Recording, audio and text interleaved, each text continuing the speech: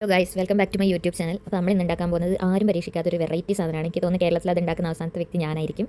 അപ്പം ഒരു മൂന്നാം ഗൈസ് ഉണ്ടാക്കാൻ പോകുന്നത്. ആദ്യം തന്നെ ബേസിന് വേണ്ടിയിട്ട് ഞാൻ 2 കേക്കിൻ്റെ ഒരേ സൈസുള്ള കേക്ക് ബോർഡാണ് എടുത്തത്. എന്നിട്ട് അത് ഗ്ലൂ ഗണ്ണ് വെച്ച് ഒട്ടിച്ചു.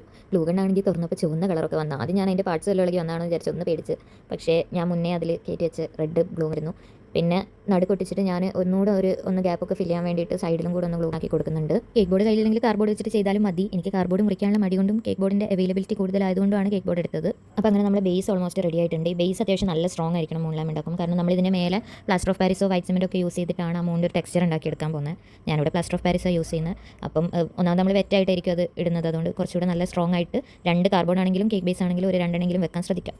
അങ്ങനെ ബേസ് സെറ്റ് ആയതിനു ശേഷം നമ്മൾ സൈഡിൽ ഒരു കാർഡ്ബോർഡ് വെച്ചിട്ട് ഇതുപോലെ മാസ്കിംഗ് ടേപ്പ് വെച്ച് ഒന്ന് ഒട്ടിച്ച് കൊടുക്കുന്നുണ്ട്, ഒരു ബൗണ്ടറി പോലെ.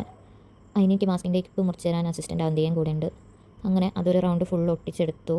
കുറച്ച് ടൈം കൺസ്യൂം ആയിട്ടുള്ള സാധനമാണ്, പക്ഷേ ഫൈനൽ റിസൾട്ട് കാണുമ്പോൾ വർത്തായിട്ട് തോന്നും നമുക്ക്. മാസ്കിംഗ് ടേപ്പ് ഒട്ടിക്കുമ്പോഴത്തേക്ക് ആ കറക്റ്റ് റൗണ്ട് കിട്ടാൻ വേണ്ടി ചെറിയ ചെറിയ പീസായിട്ടാണ് മാസ്കിംഗ് ടേപ്പ് ഒട്ടിച്ചത്.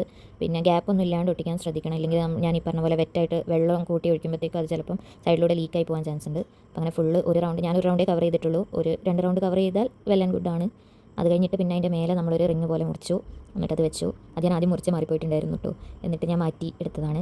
എന്നിട്ടത് അതും മാസ്കിംഗ് ടേപ്പ് വെച്ചിട്ട് തന്നെയാണ് ഒട്ടിച്ചു കൊടുക്കുന്നത്.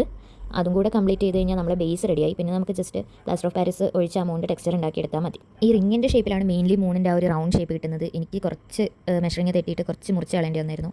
അവിടെയാണ് എൻ്റെ മൂണിൻ്റെ പ്രശ്നങ്ങളൊക്കെ തുടങ്ങിയത്. അവിടെ മുതൽ ഷേപ്പ് മാറി.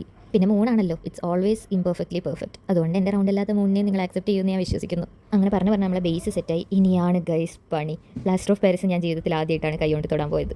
അത് നല്ല പണിയായിരുന്നു. ഈ സാധനത്തിനോട് എനിക്ക് പരിചയമില്ലാത്തതുകൊണ്ട് ഇത് ഞാൻ പ്രതീക്ഷിക്കുന്നതിലും വേഗം ഉണങ്ങി പോവുകയും പ്രതീക്ഷിക്കുന്നതിലും കൂടുതൽ വെള്ളമായി പോവുകയൊക്കെ ചെയ്തിട്ടുണ്ടായിരുന്നു. അങ്ങനെ എന്തൊക്കെയോ ചെയ്ത് ഞാൻ ഏകദേശം എനിക്ക് പറ്റിയ കൺസിസ്റ്റൻസിയിലാക്കിയിട്ട് ആദ്യം ബാക്കിലൊന്നാക്കി കൊടുത്തു. ബാക്കിൽ പിന്നെ ഒരു പ്ലാസ്റ്റിക് കോട്ടിങ് പോലെ ഉണ്ടായിരുന്നു കേക്ക് ബേസിൽ. അതുകൊണ്ട് അവിടെ അധികം പിടിച്ചിട്ടില്ല. എന്നാലും കുറച്ചാക്കി. എന്നിട്ട് പിന്നെ സൈഡുകളിലൊക്കെ ആക്കി കൊടുത്തു. അത് കഴിഞ്ഞ് മേലെയും ആക്കി. മേലെ റിങ്ങിലും പിടിക്കാൻ കുറച്ച് ബുദ്ധിമുട്ടുണ്ടായിരുന്നു. വലിയ പെർഫെക്റ്റ് ആയിട്ടൊന്നും കിട്ടിയില്ല, എന്നാലും ആക്കി കൊടുത്തിട്ടുണ്ട്. പിന്നെ നടുക്കാക്കി ഞാൻ ഉണങ്ങാണ്ട് തന്നെ ടെക്സ്ചർ ഉണ്ടാക്കാൻ നോക്കി ഗൈസ്. അതും 8ൻ്റെ പണിയായിരുന്നു. അങ്ങനെ ഉണങ്ങാത്ത പ്ലാസ്റ്റർ ഓഫ് പാരീസിൽ ടെക്സ്ചർ ഉണ്ടാക്കാൻ നോക്കി, പണി പാളി. പിന്നെ ആ ഉണങ്ങാൻ വെച്ചിട്ട് കഴിഞ്ഞിട്ട് പോയി. അതിന് ശേഷം വീഡിയോ എടുക്കാൻ മറന്നു പോയി ഗൈസ്. അതിന് ശേഷം ഞാൻ കുറേ പരീക്ഷണങ്ങൾ അതിൻ്റെ മേലെ നടത്തി. ഇനി കഴിഞ്ഞിട്ട് ഒരുവിധം ടെക്സ്ചറൊക്കെ സെറ്റാക്കി. പിന്നെ അതിൻ്റെ ഇടയിൽ കൂടെ ഞാനൊന്ന് കളറൊക്കെ അടിച്ച് നോക്കി. ഇത്തിരി പാളിയെങ്കിലും വലിയ കുഴപ്പമില്ല. അങ്ങനെ ലാസ്റ്റ് ഇതാണ് ഗൈസ് ഫൈനൽ ലുക്ക്. സിംഗിൾ കളറുള്ള വാം ലൈറ്റ് ആണ് വേണ്ടത്, പക്ഷേ അതില്ലാത്തതുകൊണ്ട് ഞാൻ ഇത് വെച്ച് അഡ്ജസ്റ്റ് ചെയ്തു. ഒരു ഫോട്ടോ ഞാനിവിടെ കൊടുക്കാം. അപ്പോൾ അത്രയുള്ള ഗൈസ്. വീഡിയോ ഇഷ്ടമെങ്കിൽ ലൈക്ക് ചെയ്യുക, കമൻറ്റ് ചെയ്യുക, സബ്സ്ക്രൈബ് എന്തായാലും ചെയ്യുക.